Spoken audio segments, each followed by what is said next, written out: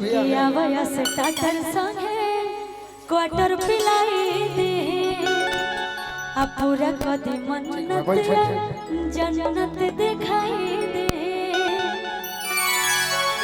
Starter और quarter तो सबको समझ में आता ही होगा कि अरे आवया से टाटर संगे क्वार्टर पिलाई दे आ पूरा कदी मन्नत जन्नत दिखाई दे। तो हम फसब न काला बाजारी में। अच्छा सभे अजुरायल जाता नारी में, सभे अजुरायल जाता नारी में।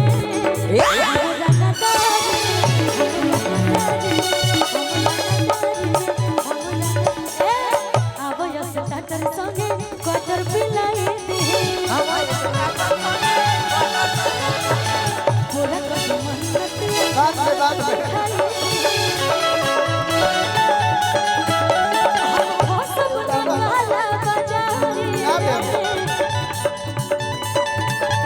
बाबू सभे अधुराई जाता सभे अधुराई जाता नारी में, सभे अधुराई जाता नारी में।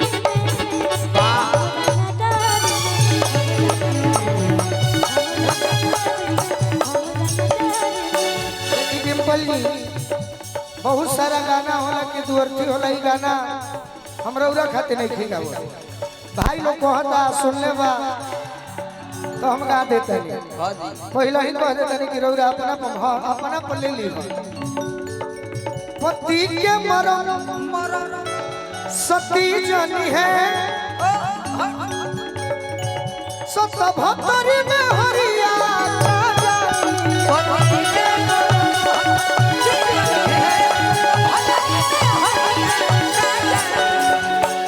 पति के मरण सती जनी है सत भक्तरी में हरिया का जानी। मरदा के मरण मरदा के मरण मरदा जनी है कौन मऊगा ही जड़ा का जानी। मरदा के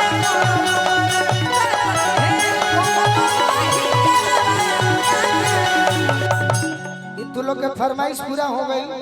ये गाना ना हमारा खुशी पबा और ना हमारा डिम्पल जी पबा। सही हां कोई पर खाली तहरा पर रहल है क्रिया खा के तहार क्रिया तोहरे पर। आई गाना दुअर्ती है करे में समझे के बा। आए है अरे की जिंदगी में जहर घोरल हुए जा जिंदगी में जहर घोरल हुए जा दया पना बनल के होई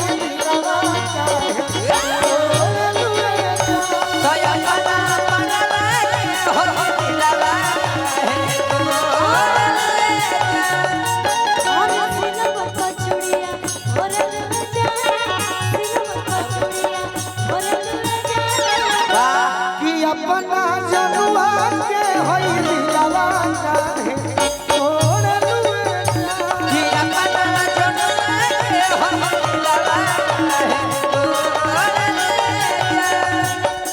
कौन करन तू करल बेवफाई पूछला पर झूठो सचो करल सफाई पूछला पर झूठो सचो करल सफाई पूछला पर झूठो सचो करल सफाई। सोचला पर लगल करे न फाटी जाई सोचला पर लगल करे न फाटी जाई सोचला पर लगल करे न फाटी जाई। अरे दोसरा के ओढ़नी ओढ़े लुए जा दोसरा के ओढ़नी ओढ़े लुए जा कि अपना पगला के होई दिलवा काहे ओढ़े लुए जा कि अपना पगला के होई दिलवा